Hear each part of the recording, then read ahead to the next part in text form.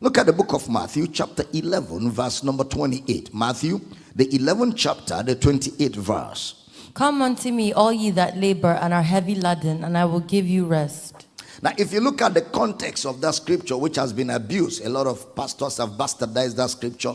They have used it for what they call the deliverance thing. Come, I will give you rest. And they said you need to be delivered from demons, from witches and wizards and all that. But the context of that statement, Jesus was talking about learning of the Father. Learning of the Father. Look at the context of it. Matthew 11, 25, 26, 27, and 28. Let's go, PJ. 25. At that time Jesus answered and said, I thank thee, O Father, Lord of heaven and earth, because thou hast hid these things from the wise and prudent, and hast revealed them unto babes. Next verse.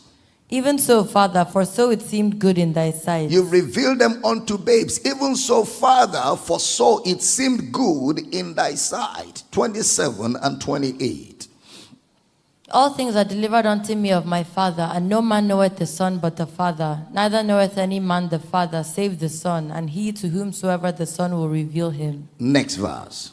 Come unto me, all ye that labor and are heavy laden, and I will give you rest. Come unto me, all ye that labor, after he has said, no one knows the Father but the Son, no one knows the Son but the Father, and he to whom the Son will reveal him. Come unto me, all ye that labor and are heavy laden, I will give you rest. Now, what are you coming to him for? You're coming to him for the revelation of the Father. You're coming to him for the revelation of the Father, which means the rest is referring to here is learning or the revelation of the Father. That is the rest. All right. So verse 29 now. Give me verse 29 of Matthew 11. Take my yoke upon you and learn of me, for I am meek and lowly in heart, and ye shall find rest unto your souls. Take my yoke upon you and learn of me. Now, yokes are used for students and teachers. Students and teachers. The word zugos in the Greek. Zugos. Z-U-G-O-S. It's also used for animals. Animals. When you read the book of 2 Corinthians chapter 6 verse 14, it says, do not be unequally yoked together with unbelievers. For what fellowship hath righteousness with unrighteousness, and what communion hath light with darkness? Do not be unequally yoked together. The word heterozygos, unequal yoke. That is to be unequal blend. You have the master and the slave. You also have the law. You can be yoked with the law of Moses. That's why Galatians chapter 5 verse 1 says, stand fast in the liberty wherewith Christ has set you free, and be not entangled again with the yoke of bondage. Entangled. That is, you are learning bondage. Entangled with the yoke of bondage means you are learning bondage. Then in Acts chapter 15 verse 10, Peter spoke about the yoke also. Acts chapter 15 verse number 10.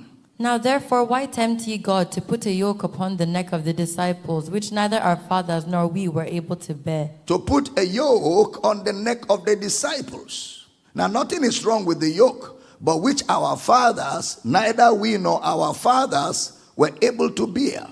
Because disciples will bear a yoke. So it must be a yoke they can bear.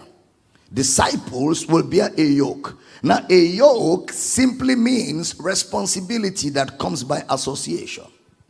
A yoke simply means responsibility that comes by association. Responsibility that comes by commitment, loyalty, and following. Responsibility that comes by commitment, loyalty, and following. So a yoke simply means a responsibility that comes by association, commitment, loyalty, and following. So when he said unequal yoke with unbelievers, it means you are following and learning from unbelievers. Unequally yoked with unbelievers means you are following and learning from unbelievers. The law or the bondage of the law is another form of learning. It simply means you are following and learning the law of sin and death.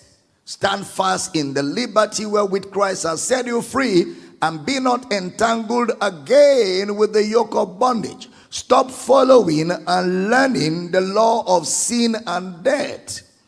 All right, but yet in 1 Timothy chapter 6 verse 1, 1 Timothy chapter 6 verse number 1.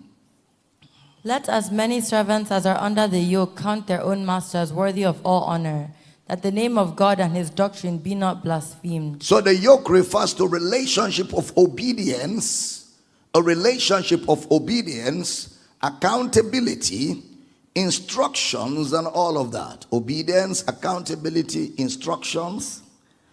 So he says, take my yoke upon you and learn of me. So it's a yoke of a pastor, a yoke of a teacher, a yoke of a leader. For I am meek and lowly in heart. Give me again Matthew 11:28 to 29. Matthew 11, chapter 11, 28, 29 verses. Come unto me, all ye that labor and are heavy laden, and I will give you rest. Next verse. Take my yoke upon you and learn of me, for I am meek and lowly in heart, and ye shall find rest unto your souls. So talking about learning of the Father outside ceremonies. Learning of the Father outside ceremonies.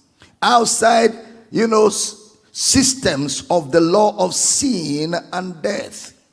But by the revelation of the scriptures. Learning of the Father outside ceremonies, outside systems of the law of sin and death. Learning of the Father strictly from Genesis to Malachi.